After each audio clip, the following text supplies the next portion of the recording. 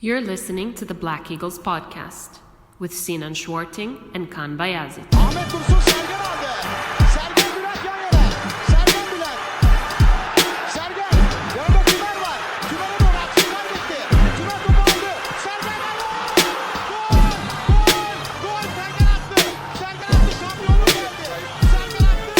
Şampiyonluk geldi. İbrahim'in pası. Roma. Şimdi Ahmet. İkinci gole gidiyor Beşiktaş. Ahmet.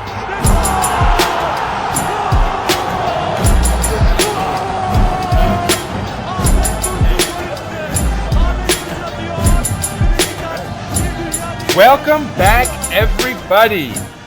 Beşiktaş International's The Black Eagles podcast is back, believe it or not, for episode 94. And I am, of course, Sinan, live from New York City, as always. And with me, again, I think we're 3-4 in a row. This has been quite a roll. Kaan, everybody. Coming in from Belgium. How you doing, sir? I feel like such a fraud. We promise people to record every Friday, and that's twice now that we fail to do so. I know. But we're really it's 100% on me this time because Kim was working. Actually, no, she wasn't working late. She had a girls' night. She had a girls' night with her colleagues on Friday, so I had to watch Aiden, and I had put them to bed. And you know how kids are; they want to sleep with their parents when they're like 4 or 5 years old. So it's like, I want to sleep with you, Patty. And we're in the bed, and I'm like, almost asleep. I'm like, oh shh, I had to do the podcast today, which I forgot. No problem. No, honestly, I was doing my second Thanksgiving. I'm not really a very festive guy as far as holidays go. Oh man, my cuckoo clock is making noise. I'm typically not particularly festive about holidays, honestly. But Thanksgiving is one. I just love the food, the meal itself, the whole thing, the turkey, the mashed potatoes, the stuffing, the Brussels sprouts. Even I'm gonna. That's my hot take. I like Brussels sprouts with gravy, though. You gotta have gravy. Anyway, I'm a big fan of that. So I had a second Thanksgiving that day. So, I thought I could have been home in time to record, if we're gonna be honest. But I didn't mind being able to stay longer and eat more of the Thanksgiving meal. So yeah. You're excused, Kaan, on my end. I don't know about the listeners. I don't know how they feel about it. But, oh yeah, I'm sure. but we do have a lot to talk about. Yeah, we do. 3 games and, believe it or not, 3 W's. I was gonna say L's. Yeah, 3 in a row, and that's even talking about. Yeah, you ready to say 3 L's because we were so used to it. But no, yeah, 3 W's, and including one in Europe, against all the odds. Going all the way into the second half. Even you'd expect us not to do that well into the second half. But anyway, yeah, let's talk football. And I actually like how we did this last time, where we didn't go into chronological order, but we kind of focused on competitions. Let's get the one out of the way that people are less psyched about probably at the moment. Let's talk Europa League. Yeah. Let's talk Bratislava and Slovan. We are recording live on the day of the match. We actually pushed the podcast episode a little bit back because we were so close to today's match day. But so today is the day that we're recording. Maybe not when you're listening. We're coming fresh off a match against Kayseri, but I don't want to go into that yet. Let's, as I said, talk Europa League. Let's talk Slovan Bratislava. Let's talk football. This lineup was a big change because we were going into the Europa League, which we'd mostly already come out of, lost.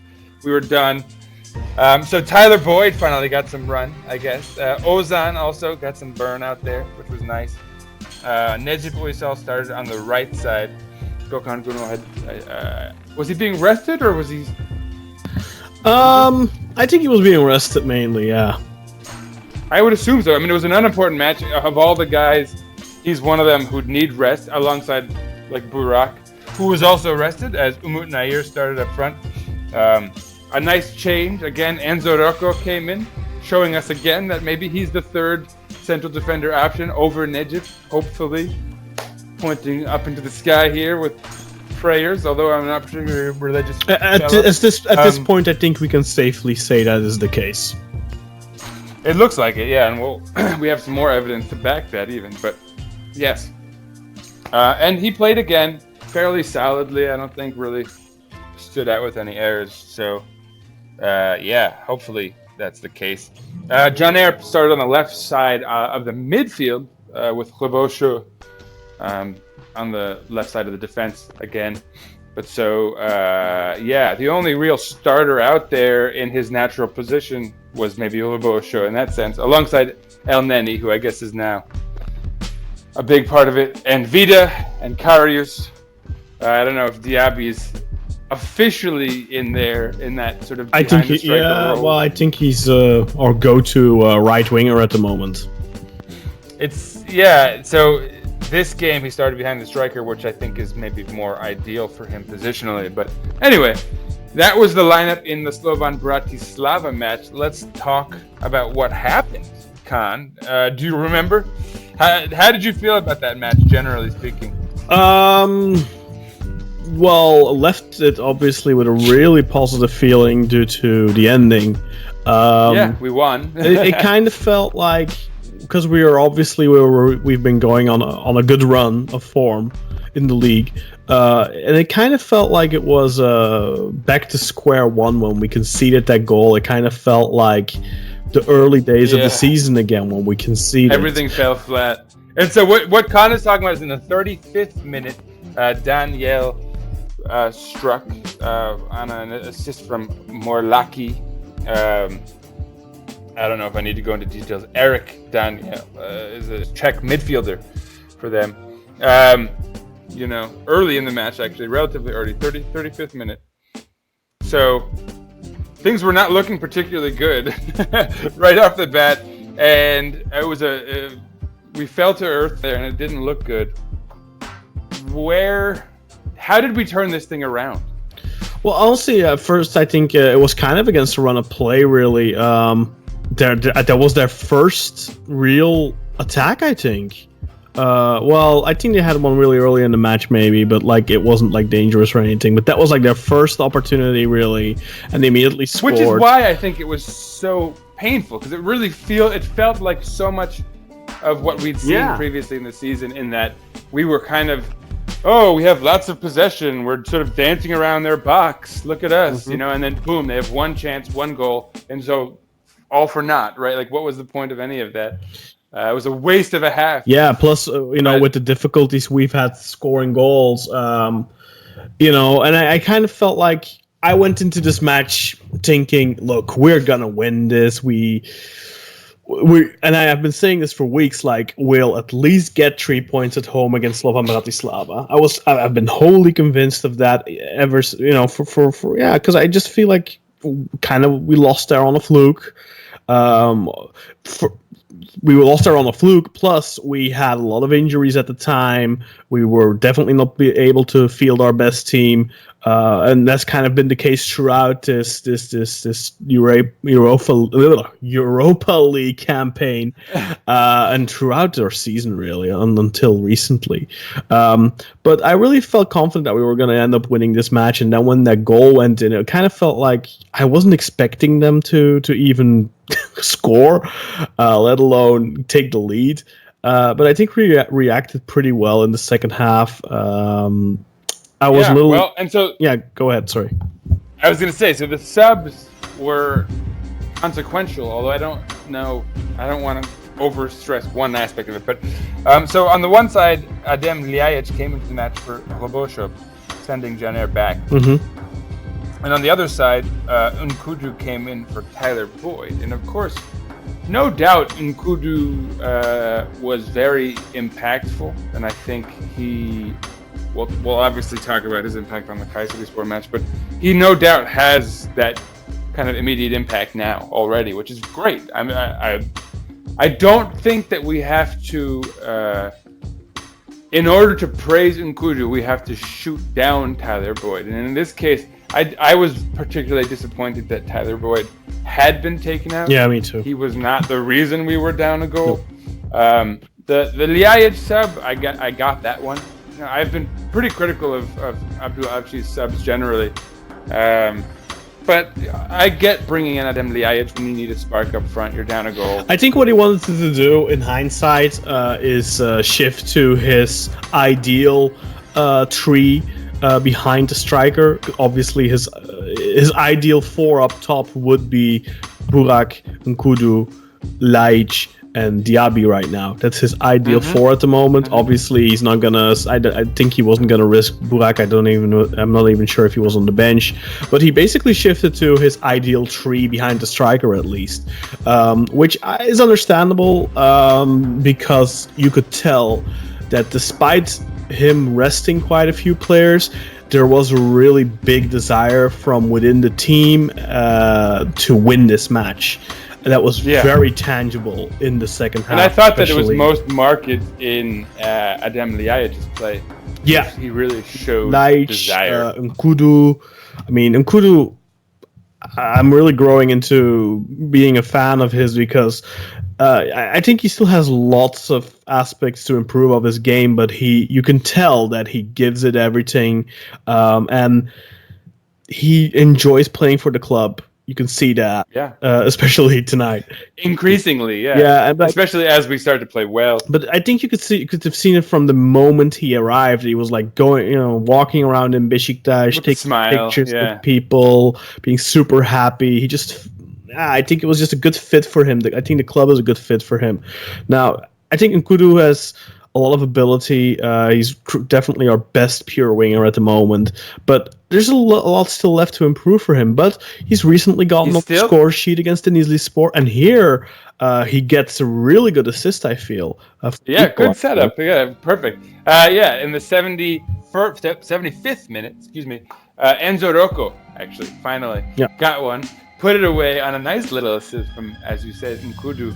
And I mean, what excites me about Nkudu, that we're talking about Nkudu, who is the one guy who we've really committed our money to. So that aligns perfectly. As far as that whole, it's a good thing we don't have to it's not like El force Neni ourselves to like that move. Right? It's not like El Neni who we're like, he's really contributing at the moment and he's a good player. But what are we gonna do in the summer? No way we're gonna keep him, probably.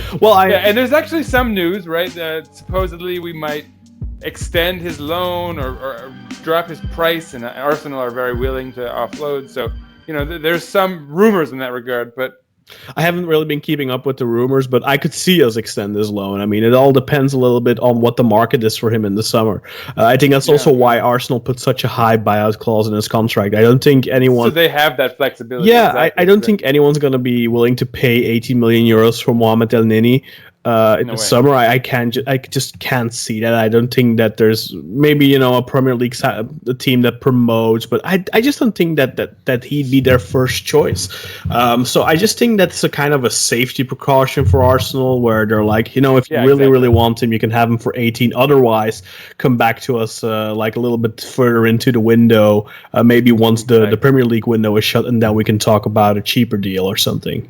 That's how I see this right now. But they give them bargaining power. I've seen the comparison been made to Anderson Talisca. I think that's an absurd comparison. I don't think that we'll be in a position in the summer where we will want to pay 18 million euros if we could for El Neni. I don't think that'll ever be the case. Whereas I think if we could have paid 25 for Talisca, I think we all would have pulled that trigger instantly. I just don't think that El Neni is that caliber of a player. Not putting him down, I think he's an excellent player, and I think he's a very important cog in the machine right now. I agree. That would be a really weird comparison, honestly, because the prices are so drastically different, but actually, I just mean, remember, Talisca, by the end, we're talking, like 30 million, right? Like 23? No, his initial buyout clause for us was 25, but we paid 2.5 each year, so it was 20 million for us in the final year to buy him outright. So actually, it's very comparable. Oh, okay. But nonetheless, I mean, I just think also age-wise, everything else, as far as his sort of general value, there's no doubt that if he gets sold to somebody else, it's not going to be for 18 million. Talisca was worth that money. El Neni is well. I mean, it depends. No, I think that was just an aggressive move to keep bargaining power. I think on there. Yeah. And I think we were just like, whatever, we need this guy, and it turns out we really do, because he has been, I would argue, fairly exceptional. One of our better, more consistent players for the last few years, especially in this ascendant. Good player. Period. But thus far, I feel like he's good, but he hasn't I don't feel like he's made himself irreplaceable or anything like that. Nowhere near. But I think he's been good, definitely. I mean, he'd be worth a negotiated price. Or I mean, if we could get him for 5 or so, if we could afford that. Yeah, exactly. If we get the Champions League after winning a title. Yeah. Another bit of good news also on that front is that Loris Karius, supposedly we're sort of extending it. We're going to buy him, but extend that out. There are rumors. Whatever. I mean, we'll see. It'll require him wanting to. January will be here quick enough to talk about all these rumors. So let's focus on the matches.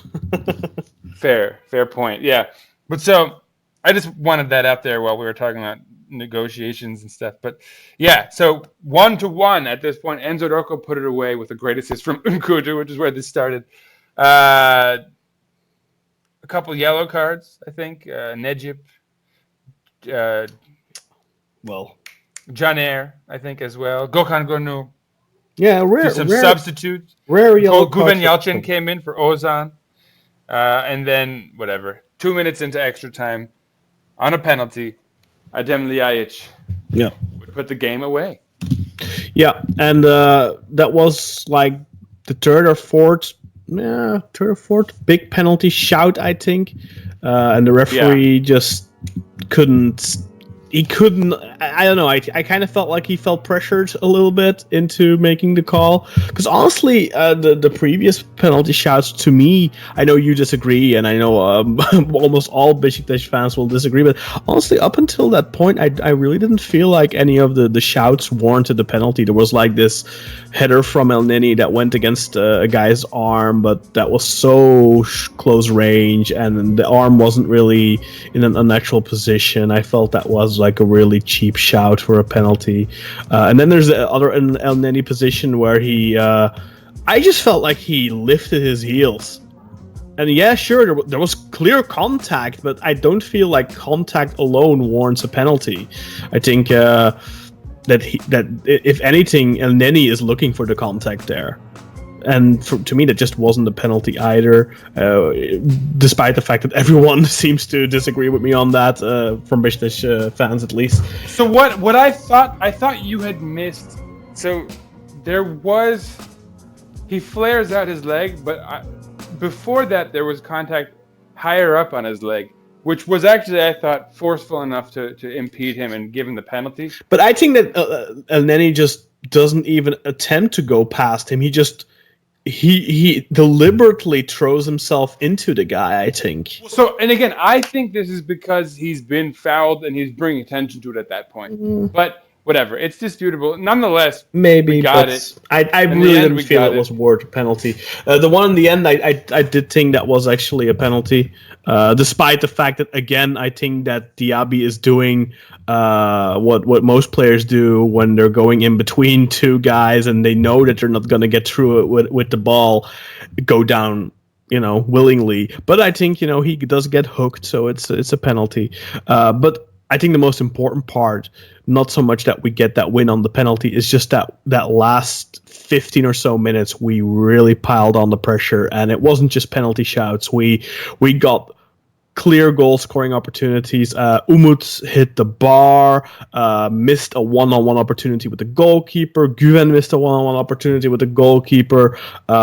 We just developed such a relenting pressure. I really felt that Nkudu was doing his part there, but Adem Ljajic was also very involved and just piling on that pressure. And I just really like the fact that, you could tell that it really meant a lot to the players to win this match for the fans, even though they didn't turn out in groves.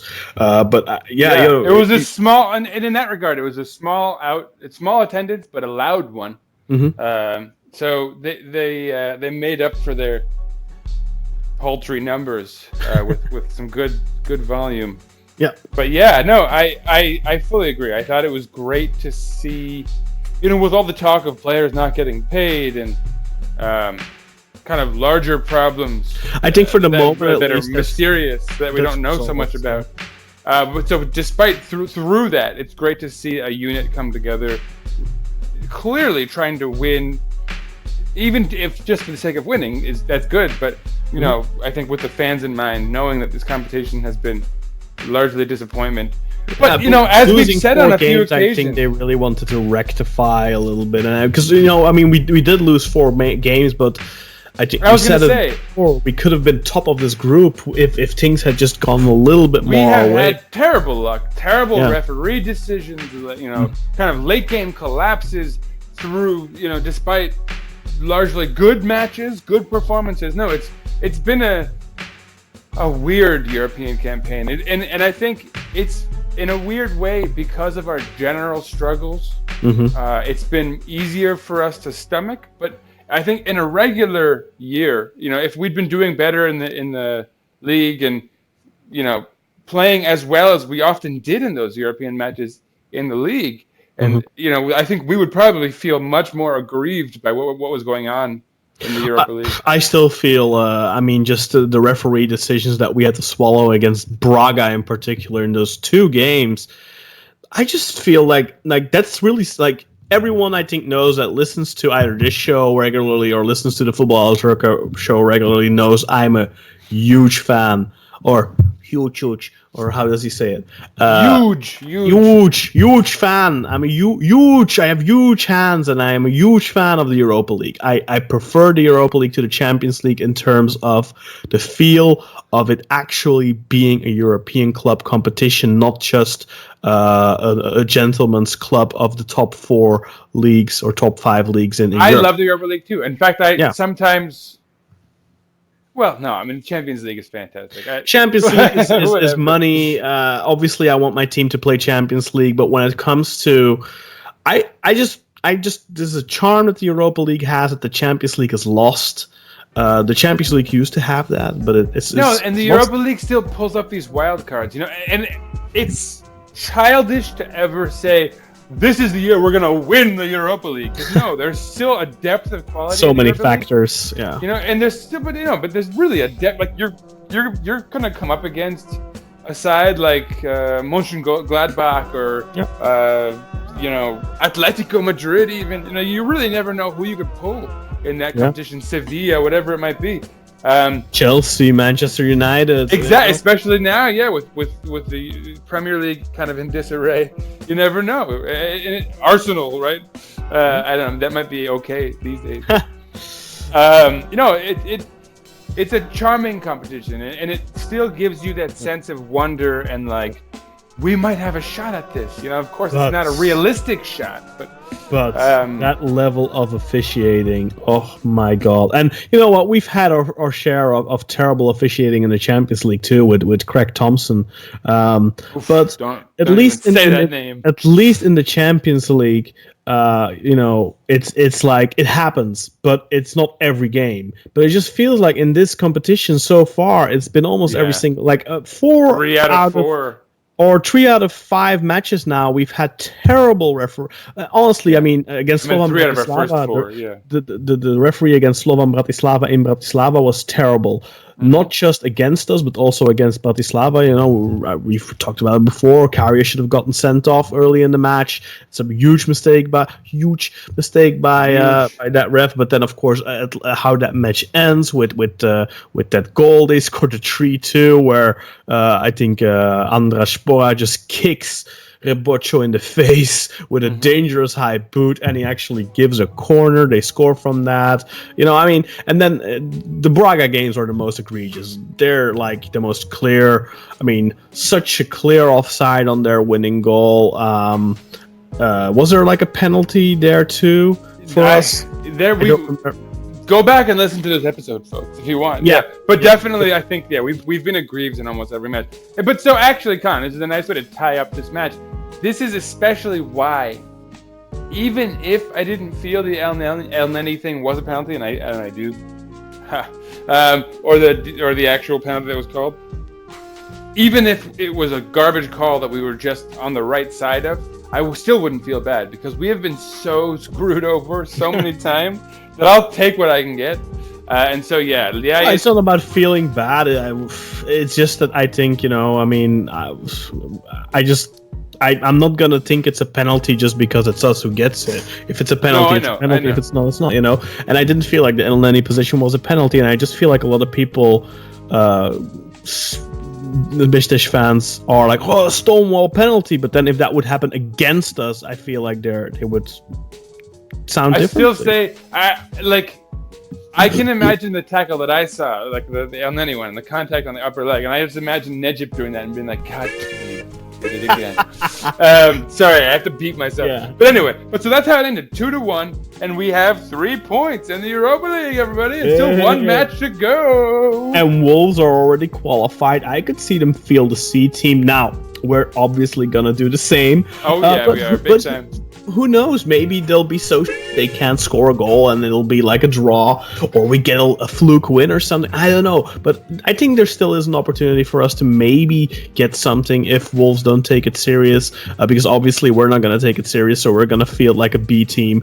But it would be fun if we could end the group with 4 points, maybe 6 points, just for the coefficients to at least not have an absolutely horrendous dog year in terms of coefficients. Puntos. And just, so by the way, on a scheduling note, since we're kind of wrapping up Europa League talk here, I should mention we are not playing against Wolverhampton this coming week, which we kind of normally would scheduling-wise, but it's because we're playing in the Turkish Cup, our triumphant return, playing against 24 Erzincanspor, which would be, I think, a great opportunity to see some kids. Then we're going to play Kasımpaşa in the league on Sunday, and then the following Thursday, on the 12th of December, we're going to play Wolverhampton. So, that's the schedule and breakdown of the Europa League. But that's the final match in Europe for us for this year and for this season, obviously. Yeah, exactly. Definitely. There's no way that it's not the final match of the season for us. Yeah. Anything else? Let's move to let's get into the only thing that really still matters for us, and that's the Turkish the Turkish Super League. The league, and so let's back to the. Well, it's not really back to the future, is it? Back to the past. Let's go back a little ways, and let's talk Konyaspor. And now, this was a hard game to watch, if we're going to be 100% honest. But it was a game in Konya, which is a tough place to go. Where we haven't won since 2014. And for anybody, man, come on. In 2019 Turkish Super League, that's a tough away opponent. We came away with 3 points, winning the match 1-0 on a Burak Yilmaz 71st minute strike. I mean, a nice one, I will say. Yeah. Great. I didn't think he had it in him. Because it was a pretty poor match all around. I had been trashing him, I think, for much of the match, and so when he finally scored, it was one of those like, I'll take it, even though I have to kind of stick my foot in my mouth. You just know with Burak, the result. I mean, I even literally said, I just can't see Burak score tonight anymore. Somewhere in the second half, and then a little bit later he did, and it's one of those instances where I'm very happy to, I'm rather wrong and happy than right and unhappy, you know what I mean? That's so right. No, I mean, and it's just one of those things with Burak, he's of course coming back from injury. He's been out. He missed the entire training camp. He missed a lot of games. It took him. It's gonna take him a while at his age to pick up form again. But he's getting there. Last week, his performance in the international break for Turkey against Iceland was very hope-inspiring.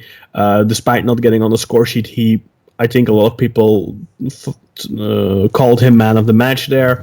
And then here getting that very important goal, a winning goal in Konya, which isn't just an important goal for the team, but I think also a very important goal for him, because at the end of the day, a striker like Burak lives and breathes and survives on his goals, the goals he scores, and he got his all-important goal from open play, because up until that point he had only scored penalties, and I think that does have at the back of his head, I think it's a little bit of a nagging feeling for him. So I think that goal hopefully is the turning point for him, and if he can stay fit, I could see him being his launching pad for the rest of the season. Well, and here this is Back to the Future. Now so we were just talking about the future from this moment in the past, which was the Bratislava match, and how Nkudu obviously came and had a good performance there. Again, though, in this match, in the 59th minute, Nkudu came into the match, and in the 71st minute, Burak scored. And I felt like, again, he had a very positive impact. Yeah, definitely. Same thing against the Denizlispor when he came on and scored the winner. Just Nkudu coming off the bench, impact, and he immediately adds something to the team. He immediately he's a superior quality player that's always weighing on the opposition and making things difficult for them. Even if he's not directly involved in the goal, he is going to weigh them down and create space for other players. He does, and that's the perfect description. He creates space because he gives access to the entire flank. You can almost kick the ball anywhere ahead on his side. And he stretches the opponent. Yeah, exactly. He pulls out the whole defensive line in a certain direction. It's like pinching it on Photoshop. It's I'm not a Photoshopper, but I'll take your word for it. Yeah, you can just imagine, or you can pinch a corner of an image and stretch it in a certain direction, right? You take to the back line and it pulls everyone out of position a bit because everyone's compensating to his side. Nkudu is I can't. It's great again that he's the guy that we've committed the money to and who's with us long term, no matter what. We have to say though, we escaped here because obviously Konyaspor within the first 60 or so seconds they score, and their goal gets disallowed for offside.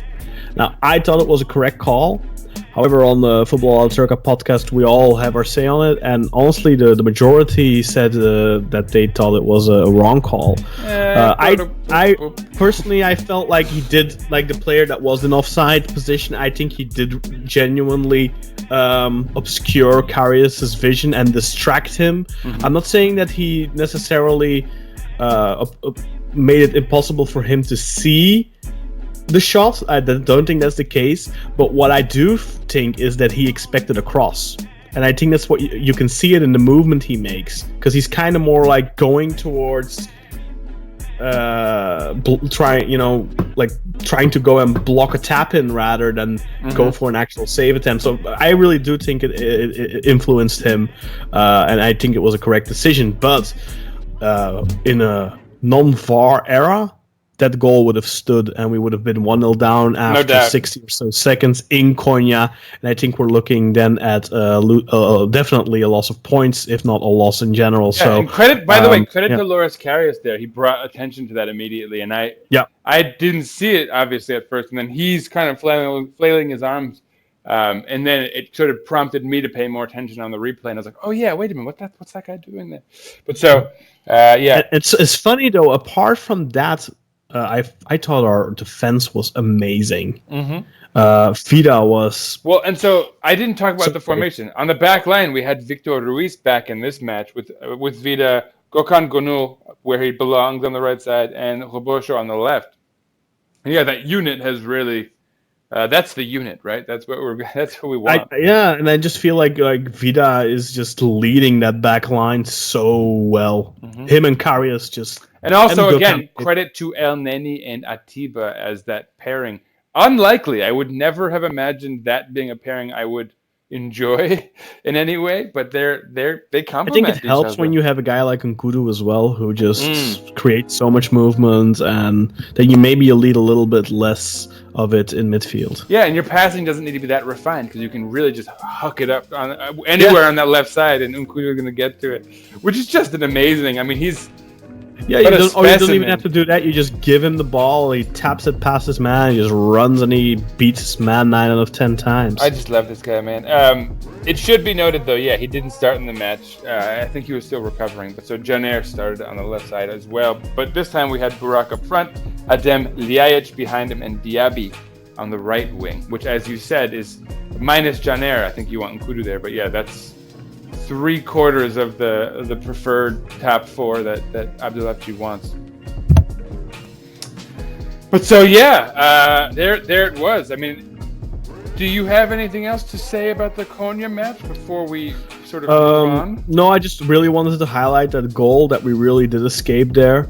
Kind of crawled through the eye of the needle. Apart from that, I really felt like if you just ignore that goal for Konya, I felt like defensively we played an amazing match. Offensively, we were not very good, and I really thought it was going to end in a 0-0. But we had possession, Kaan. Once again, let me do that. Let's wrap it up with some stats, just because I actually think here's a case of the stats kind of reflecting the match. It was 9-7 as far as shots in Beşiktaş's favor, but Konyaspor only had 1 on target to Beşiktaş's 4, and that's telling because it's true. Our defense hounded them. They didn't get any clean efforts, except for that first one, obviously, that was called off. Possession. I'm just trying to think which their shot on goal was even. I can't even really remember. Faruk Mia had one that hit the post and went out, so that won't be it, I guess. Maybe Karius had one of those innocent saves on a trickler or something, something that didn't really stand out. Don't remember. But possession, of course, went to Beşiktaş, 60-40. A clean cut, 60-40, which actually I think is similar to the Slovan Bratislava result as well. Ironically, I think it was exactly 60-40. I remember the shot now. It was in the first half on a corner, and a good save by Karius, actually. There you go. Of course, because that's our man. It was in between a force of legs, so it's always difficult. Mm-hmm. So that was good. 628 passes by Beşiktaş completed to their 416, 83% accuracy to their 73. I mean, Konya didn't play poorly, and again, that's reflected in the score, 1-0. It was a match. I didn't think they were really good, honestly. I mean, I think we had them in under control for 90% of the match. I thought it was a fairly typical kind of away match in Konya, honestly, and I think they were very unlucky not to have. I wouldn't say that. Because they probably aimed to catch us off guard early and attack, and they succeeded. Exactly. But that's in theory. That's usually what we see with them. Like I always feel like the away games in Konya is they kind of overwhelm you and storming at you, and like kind of what happened with the goal. But that kind of happens. I don't know. Like I didn't feel like it was a typical away game in Konya at all because I felt like we had control. But I think of the match pretty much throughout. Typical as far as the result and the kind of grittiness, but no doubt. I think with Abdulhafji, you're going to always be around 60% possession. You're always going to have that kind of field dominance. At least increasingly that's the case. That's definitely how we're playing. And obviously the good news... We played we had a lot of possession with Channel too. So true. Remember, it was off and on. We were better when we had less possession and when we were a little more humble and sort of played our opponent like they were better than us. Yeah, but that was in the bad periods. When we had our golden period under Channel, we were also a possession team that just played at a higher tempo. Especially that first year with the supposed tiki-taka football we played. I mean, we had most of the ball then too, with Atiba and Oğuzhan having like a 90% passing accuracy and like a 75 average passes per match or something like that. So, or 80. So I mean, speaking of Oğuzhan and Atiba, and maybe a great segue to the next match, and I think topically as well, because whenever you talk about a team that has a lot of possession but doesn't score a lot of goals, that's problematic. But so, following that Konyaspor match against Kayseri, now a little less possession, actually, ironically. Statistically, we only had 55% of possession in this match, but that's also because we were playing ahead for so long. Beşiktaş came into this match with Kayseri off back-to-back victories, as we spoke of already. Yeah, and 4 wins in the last 5 in the league. Yeah, but still, I think what we could call largely disappointing play. Lots of possession, not a lot of end product, and boom. But I mean, were we assuaged, made to feel better today? I think that's easy to say. Let me set this match up, because I think this is our highlighted match of the week, probably for this episode. The lineup, relatively unchanged. Victor Ruiz was injured. He's close the first half of the season, unfortunately. So he won't be we won't be seeing him again until I guess February or late January. Yeah, and I alluded to this, but so the we can definitely say Enzo Dorco is the third choice there, because he started in this match. Again, solid work. Gökhan Gönül is back on the right side, so that would suggest he wasn't injured against Slovan, as you said, and had simply been rested. Caner played on the left side. That was perhaps the one surprise for me in this week's formation. Caner played instead of Robosho. Again, we saw Elneny and Atiba. Why not? And we saw as you said, or I should say, Abdullah Avci's preferred top 4 in Adem Ljajic playing behind Burak with Nkudu and Diaby on each flank. So again, no Tyler Boyd, no shock either. But yeah, I mean, a pretty standard lineup, except for maybe Robosho. How did you feel about the Robosho sitting, benching? I think it made sense here. I think it kind of makes sense here. You're up against Kayserispor, the bottom team in the league, who are obviously going to park the bus early on. They're gonna try and keep you at bay and keep the nil. I think it then makes sense to start with Caner at left back, because we know that the reputation of Robosho is also to be a good offensive back that has a good cross and everything, but we haven't really seen much of that yet. And we know what we're getting with Caner in that regard. So. Yeah, exactly. I think it makes sense that you start Caner just in because you're anticipating a team that's going to go and kind of park the bus, like I said, and kind of barricade themselves. So you're anticipating that you may need those Caner crosses, and as it turns out, actually, we ended up benefiting from one of those Caner crosses. Although it wasn't a typical early Caner cross, it was more of a backline Caner cross, which we don't see very often. Which we haven't seen, which we used to see once upon a time. Yeah. One note that I would like to make note of.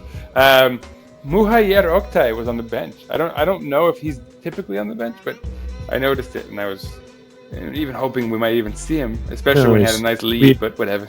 In the league, we're allowed 10 players on the bench, so he is very frequently on there. Whoops. I just noticed him there, and I thought, maybe since we have such a nice lead. When we were up 3-0, I thought maybe we'll see this character, but... I hope to see him against Erzincanspor. Well, and so let's talk football. 20th minute. Atiba Hutchinson. I mean, really, Burak Yilmaz made this goal. Fantastic setup. Yeah. Although, again, Atiba, nice little move. When I saw the goal in real time, I'm like, oh my god, what a clumsy goal that is. It's such a shithouse Atiba goal. You just know that he's going one-on-one with the goalkeeper. What a lucky finish. And then I saw it in a replay, and I'm like, oh my god, that was actually a classy finish. Because he's kind of falling, but he manages to lift it over the leg like a proper striker finish. It was really good. The only difference with if it would have been a perfect striker finish is that would have probably had a little bit more pace behind it. I think if their defenders would have read it a little bit better, maybe they could have cleared it before the line. But no, it was a really good. And he was finish. While falling, used his momentum to kind of hold his man off, and it was everything about it. Ended up being quite nice. But just like you, when I first saw it, I was like, okay, whatever, clumsy little finish. He did it. But then, on second, third viewing, is very nice. Kudos to Atiba, who at 36 is still incredible. Probably our MVP on the season, but whatever. We're not even ready to go there. Second goal, probably the most fortunate, at least as far as things happening. Although, I mean, I think it was also a pretty clear goal one way or another. Gökhan Gönül puts it away. It made contact with the defender, who, I mean, Gökhan Gönül sort of skidded low, and it hit up off the defender's foot and in, probably helping his cause. But I don't know. At the same time, it was a definite chance. I didn't have the impression that Lung had much of a chance to get there, though. That's how I felt. He was a little bit, I think he wouldn't have gotten it either way because he was kind of like grasping for any, no. But the big controversy here was that the ball, whether it crossed the line or not, but it didn't. I mean, it did. But of course, the ball is a round object, so the rule states you have to look at it from the top, from the eagle view, and it has to completely cross the line. So if you look at it from a certain angle and it looks like it's crossing the line, but like the body of the ball is still hovering above the line, that is still considered in play. And now, of course, in the VAR era, we can check stuff like that. So. Again, we benefit from VAR being in play, I think. And that probably would have stood, I think, even pre-VAR, right? But I don't know. They didn't flag it. I mean, had it been flagged initially, certainly. But anyway. Yeah, but they're told to wait and see, so maybe he would have afterwards called it off. Yeah, my only comment about this goal also is that sometimes, even when a goal is deflected, you still got to give that guy credit who puts it in, because it's close enough and put in with enough force that it's really, there's no way it's not going to be a goal. And I think this was a case of that. Gökhan Gönül. Oh, this was definitely on respect to you, GG. This wasn't Radamel Falcao hitting the ball, hitting a defender, and hopping over the goalkeeper, and that's why. And if Falcao gets that goal, this Gökhan definitely gets this goal. And so there we are in the 30th minute, up 2 goals, and just 10 or 11 minutes later, in the 41st minute, finally our man Burak Yilmaz breaks his duck. A nice little assist from El Neni also. El Neni, I remember Evran, a frequent co-host of mine, always criticizing El Neni's ability to pass the ball in any sort of attacking way. But here we had him. He doesn't pass it forward too much. I do agree with Evran there, but I think that's part of our tactic. But here we had him doing just that. A nice through ball to Burak Yilmaz, who really put it away nicely, honestly. Was kind of a sideway pass, honestly, and Burak just rams it in. Yeah, it was a nice finish. Great finish. Good finish. And there we have it. It's not even halftime, and Beşiktaş has a 3-0 lead.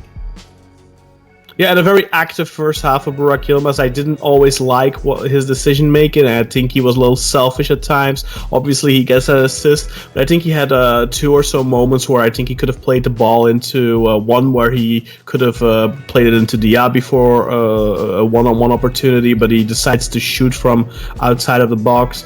And there was just a couple of moments like that where also one of those where I think we had like a counter opportunity and Kudu was on the left, and Burak just completely, ran in his way and took the ball off of him. The thing about it that if he wants the goal, then be in the goddamn box and let Kudu service you. But he was a little bit too greedy to get the ball, dropping down deep, moving out to the wings, I don't know. He does that a lot anyway, because obviously Burak wasn't always a striker. He was a winger in his the first 6 or so years of his Super League career. So he still frequently goes out to the wings, and that's not a bad habit to have as a striker. I know a lot of coaches like that, but I just felt like sometimes he was running kind of in the path of other players, especially with that one situation with Nkudu, which just that just felt. I actually felt a weird confluence of emotions going into that half, because you felt great to be up 3-0. Great to be playing dominantly, but that was also very weighted by the fact that I really sort of angrily felt like we should have been up by like 6 goals, maybe. And it's not the first time. A couple of what match? Oh, right. Which was that the match that we won 2-1 a couple of weeks ago?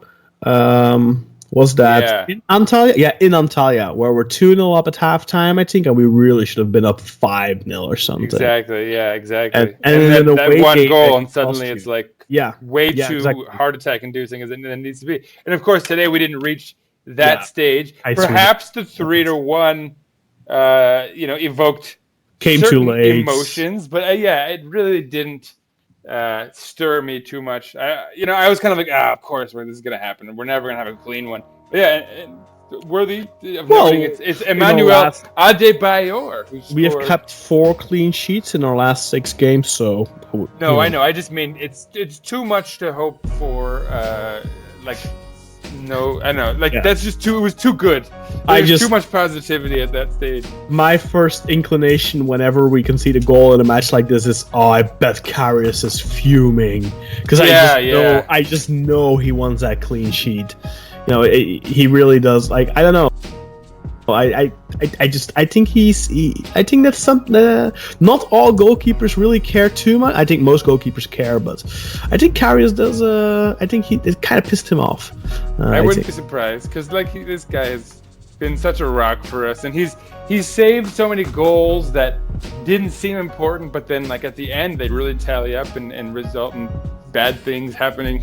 So he's been a rock for us, and he deserves those sort of moments, the statistical benefits that come with clean sheets and all that. But in the end, let him just keep shutting up those haters. Adebayor scored to bring them, hardly within breathing distance, honestly, because it started at 86th minute, and in the 90th minute, Burak Yilmaz on a great assist by Ozan puts it away, and he immediately points at Ozan, which I really liked because I know we all know Ozzy's been on a rough.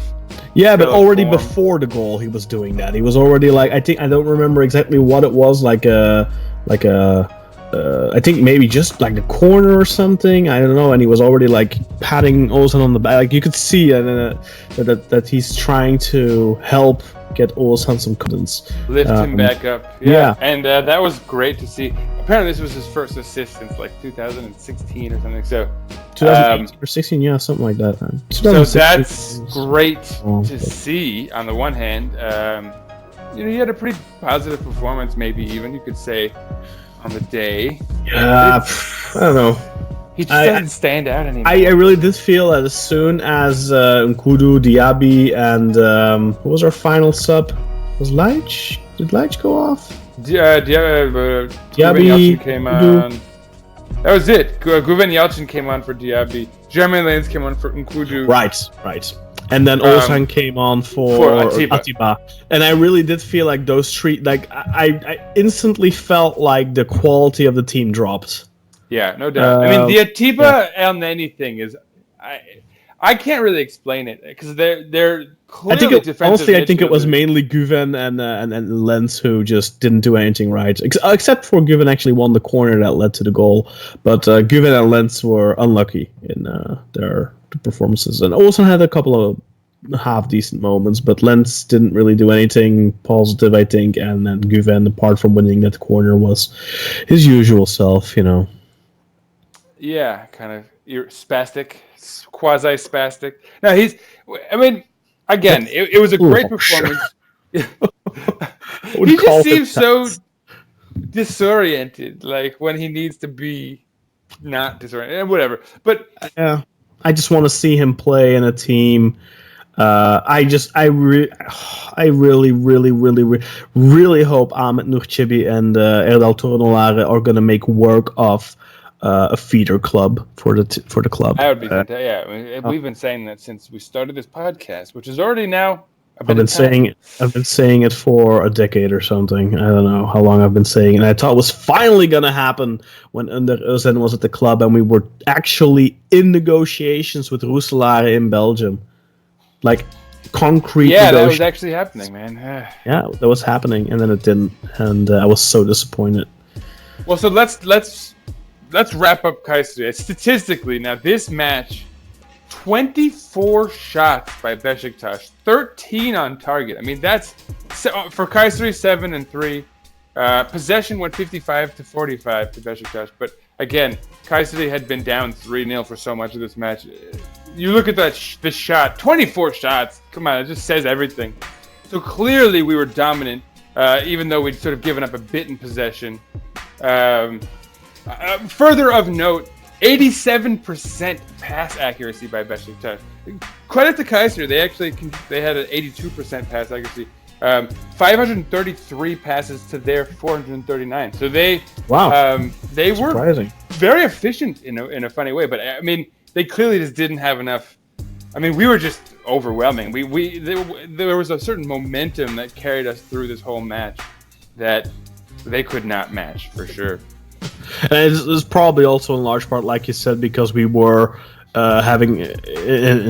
had a handsome lead at halftime, and for the first 10 or so minutes in the second half, I felt like we were still pressing and looking for that fourth, but then that didn't come, and we started playing with the handbrake on. Of course, we have some players returning from injuries like Nkudu and Burak Yilmaz, and we weren't taking any unnecessary risks because obviously there's still 4 matches left in 2019 before we head into the January break, and then some players can get some much needed time to rest and recover and whatever. But 4 more games, 4 more important matches for us. I think it's normal then when you're leading handsomely 3-0 that you don't go for 80 minutes and press and run your socks off every single time. And you're winning by 3 goals, right? Come on. And again, what's great is that we responded to all of that with a goal, right? So when they did finally score a goal, and credit to Emmanuel Adebayo or whatever, we then came back, despite the fact that we didn't really maybe even need to, and put in that extra goal just to sort of assert our dominance, show our confidence. Good for Burak again to just boost his confidence a little bit more, because we're going to need him going into these 4 matches. He's going to need to stay fit.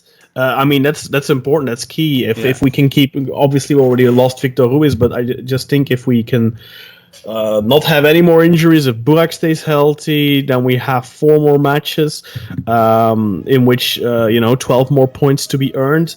And it goes a long way as far as him as a leader of this team, for him to be the guy lifting up Ozan, like that was just a great gesture from our captain.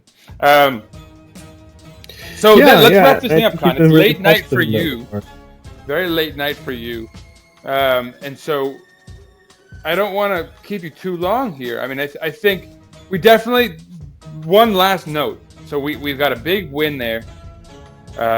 We've got some big matches coming up, and I'll let you talk about that briefly. But first, I just want to say, after this result, Beşiktaş stands in 3rd place in the Turkish Super League behind Sivasspor, who's on top with 27 points.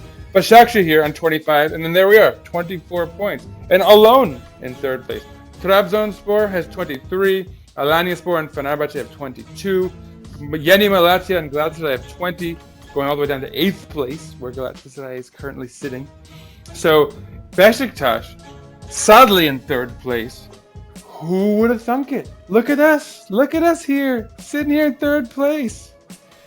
Kaan, I'll let you, I'll hand it over to you to say anything additionally about upcoming matches and take us out. But yeah, good. I mean, good. Just generally good. Good week. We have 4 more matches left. Of course, we still play. Up next is Kasımpaşa.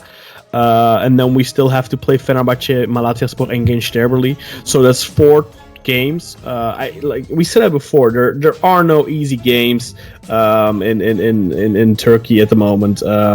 It's all difficult, but in theory, at least on paper, I think Kasımpaşa and Gençlerbirliği are teams we should be beating. Obviously, Kasımpaşa is kind of like our black sheep, if you will. I mean, we always struggle. We always seem to drop points against them, unfortunately. It's been a while, I think, since we got away with a win there. There's also the added, effect of Quaresma being there right now, Mustafa Bekdemek being there. I mean, I'm sure those guys will be looking. In regards to Quaresma, I think it's kind of an advantage that Fikret Orman is gone now. Actually, he may not be as hell bent on determined. Yeah, exactly. But I mean, next week Kasımpaşa, tough match for us, but honestly, we're on a good run right now. Yeah, I mean, I hope we can win that. And I see Yeni Malatya as I saw Alanya. They're in strong form, but I still feel like we could. I hope we can get a good result there. I mean, at least I expect us to perform well. Yeah. I hope so. It's also a home match again, which is worth noting. Yeah, exactly. So we have, I think, Fener against Sterberli away. Yeah, Fener definitely. Away, of course. Fener away is the big. We haven't won there since 2004, I think. So that's a long ass time. But I think if we can just not lose, that's a bonus for us. And then I mean, you know what? I have to say this. I have to give Abdullah Avci credit, because I think a while ago, like let's say a month or 2 months ago, I think we both said here that it's just getting to January with the most amount of points as possible, but that it was over for him, and that I literally said something like I just can't see him right the wrong anymore. You know, I just can't see him rectify what's going on. It takes a big man to own up to being wrong. Well, I mean, I still think that he's not. I mean, he's not being perfect. I don't think it's 100% down to him that we're now being successful for a bit. Agreed. I think the subs are just bad as always, honestly. Yeah, I think we've had a relatively easy schedule, although Konya away is tough. We had Galatasaray at home as well. It's a shame we dropped 2 points against Ankaragücü, really, but if you look back at the situation at the time, I think Burak was missing, and Kudu was missing, Diaby was missing.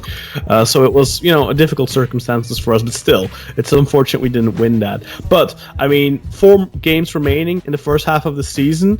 I think 3 of those are definitely winnable in our current form.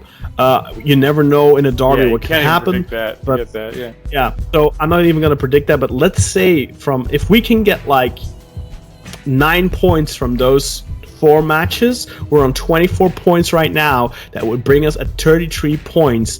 That's the highest total at halftime. At the halfway mark in the last 3 years, because last season, of course, shouts out to Şenol Güneş, sir. Exactly. We had an abysmal 26 points and last season. And we should get better than 9 points. Let's be honest. I want 12. I want at least 10. I need 10. Of course we want 12. I need 10. I want 12. That's what I'm going to say. Yeah, I mean, obviously, I think if we get 10 points, we are probably going to go into January as the league leaders. If not, we'll be behind someone who we should expect second place, maybe. I mean, we'll have to wait and see, of course. But Sivasspor, of course, I think on a 5-match winning streak. But let's go. Yeah. Anyway, who would have thunk like over a month ago? Who would have thunk? Yeah, it's incredible that we are. Of course, we're benefiting from the fact that Fenerbahce are dropping points left and right. Trabzonspor are dropping some points. Galatasaray, of course, have been terrible so far. But it's so close right now. It's very difficult to predict. If you would have asked me if we had a chance at the title like a month ago, I would have called you crazy. Look at us! Sitting here, and right now, I mean, who would have thunk? I love it. Yeah. No, this is great. Honestly, what a turnaround! If we get 10 points from our next 4 matches, we are going into the second half of the season as favorites, which is crazy. I would even make the argument that I wouldn't be surprised if like the bookies had us as favorites now, honestly. Which again, I don't think we should get too excited. We're definitely not playing at our peak, but just given who's ahead of us and the momentum we have to be realistic, and we have to look at who we beat. Today's victory should not make us crazy. No. We only beat Kayserispor. They are literally the worst team in the league right now. No, but I just mean from the bookies' perspective, right? It's like if you're looking at the 3 teams in first, the top 3 teams, Beşiktaş is obviously the sort of historical, the successful side there. Yeah. And on top of that, they have all this momentum and etc. I'm not saying we should agree with the bookie. I mean, Fener are just 2 points behind us. Trabzon just 1 point. Galatasaray 4 points. So, I mean, so many things can happen. I think, honestly, this year's title I think is going to get decided in the January transfer window. Who makes the best moves? I think that's going to be key. And also it's going to be decided in how Senor Falcao returns. That would be decisive for them. If he's a real stinker for them, that means Galatasaray is basically not a factor, right? It's all about the next 4 games. How many points do we collect? How many points do they collect? And then what do these teams do in the window? Do they fill? I mean, I think Trabzonspor kind of have their team together. They just have to. I think they could use a little bit squad depth, quality injection. That's what they need most. I think Galatasaray, obviously, right now with their injuries, they need a striker badly. But I think so. They would have then Diagne, Mitroglou, Falcao. This is the 4th too. I guess if they bring in another, that would be the 4th. Don't laugh, Sinan. Well. Don't laugh. You're gonna jinx shit. Okay, fine. Can't even have a little fun. But and then Fener. I think honestly, I don't know what Fener really needs in the window. I think Serdar is doing well right now. So if he stays fit, they have a decent. Yeah, I don't know. Ersun now, man. I don't know what they really need, honestly, Fenerbahce. I don't think they need a transfer, but obviously they aren't that great either. This is exactly. I remember at some point last year when we were talking about firing too early, and I said the risk you run is you end up hiring Ersun Yanal and you give him the extra year because it's like, oh well, he did pretty well for the rest of this season, so let's you can fair is fair. You got to give him a full year. And I feel like when you look at Fener on paper, why are they not in first? Yeah, they should be. They have no excuse. We threw away that first half of the season. We had 5 points garbage, in 6 games. Trash fire in the first half of the season. So where is Fener? It's like it was theirs. Yeah, it was written in the stars for them. It could still be theirs, but they should be. Fenerbahce right now should probably be 6 points clear or something. They didn't have European matches to compete with. They had a good transfer window. On paper, they have a good team, I think. They had a little bit of misfortune with injuries in recent weeks, but I think they're just not deep enough. They should be deep enough. Yeah, they're just not playing great at the moment. Obviously, without Vedat, last week was really tough, and then this week he came on as a sub and immediately made the difference. But I think Fener fans will argue that they had some bad decisions go against them, but they've also had favorable decisions go against them. So we've all had that to say. I think we've all kind of had that. I think. I honestly don't know what to expect of this season. I think this could be such an amazing season for us if we end up winning the title, but at the same time, I'm not expecting it yet. Yeah, no, I mean, it just feels like bonus because we'd all written ourselves off. This season was over. Yeah, it was over, and now we're and not just our season, like everything was over because it was like the whole plan put in place was thrown into disarray. We were back to square one and throw it into chaos. Remember, Murphy's Law, like everything. But that was true at the time. It absolutely everything was true. was not going even anything wrong. Remotely inaccurate about what we said at the time. It's almost as insane as what happened in the second half of last season.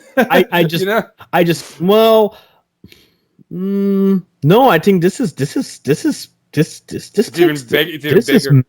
is a miracle. I never in my wildest dreams I would have thunk that Abdullah could turn this around like this. No, it's such a credit. I know we said or I said that we need to go on a run, but I didn't actually believe it was possible just because of the dreadful football we were playing. Just seemed so dead and buried. But it just goes to show you if we would have had Burak Yilmaz fit from the get-go, if we would have had Adem Laic fit from the get-go. Not just Burak. I mean, there's so many. People needed to relax. Burak, we actually kind of suggested it, right? Atiba, they all missed so the whole squad. If we look at how many different formations we had that 3-match suspension for El Neni too. Mm-hmm. Yeah, that we was just. huge. Then I mean, we Liajic came in injured, missed the beginning of the season. There's so it was so much going against Abdullah Avci. And I really like that after the match today that the fans called him and that he. It was kind of a touching moment, and the players were celebrating with the fans, and Avci for the first time, really, I think, in his career. Was greeted by I'm not gonna say a full stadium, but it was, I don't know, decently full. Thousands, tens of thousands of fans calling him to the stands and greeting him and chanting his name. I think that must have been the first time in his life that he's had that happen. Yeah, it's I don't know. I'm not 100% convinced yet of Avci. Because, like we've said, he still does some stuff we don't agree with. But, I mean, who are we at the end of the day? As long as he keeps winning, yeah. Plus, I mean, I do like kind of the plan we go into in the match. Plus, I remember Hugo telling me when he had a sit-down interview with Abdullah Avci, that Avci told him that, explicitly, my first year at the club is all about establishing the defense, and he's doing that. That's happened. Yeah, that's definitely. I mean, with a new back line too. I said from the beginning. If you think about, I mean, at least one side of it is constantly new in terms of Victor Ruiz and I think anything that we can do in this year, if we can somehow manage to win.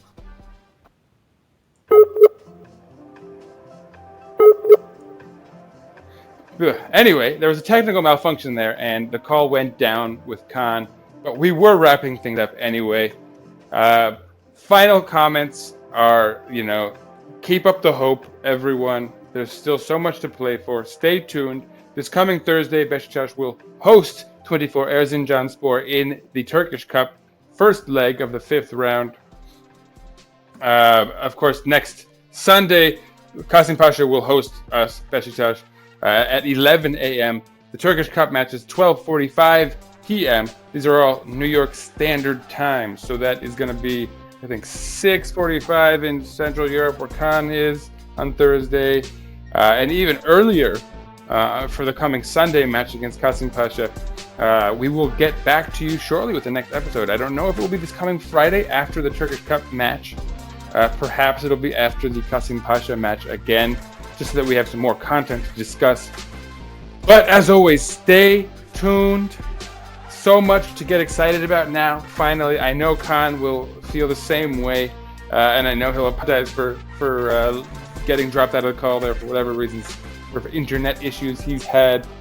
Anyhow, folks, follow us on Twitter at Beşiktaş_INT to follow the mothership, Beşiktaş International.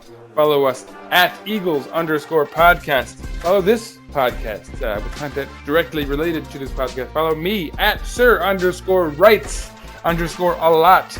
Follow Kaan at Razzerian, RAZZERIAN.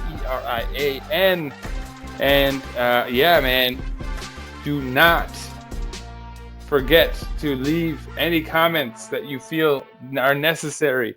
Leave us questions to discuss on the podcast. Whatever you're feeling, honestly. If you want us to do something differently, let us know, as always. And of course, I have one important thing to say. Go Beşiktaş! We'll see you again next week. Peace out, everyone.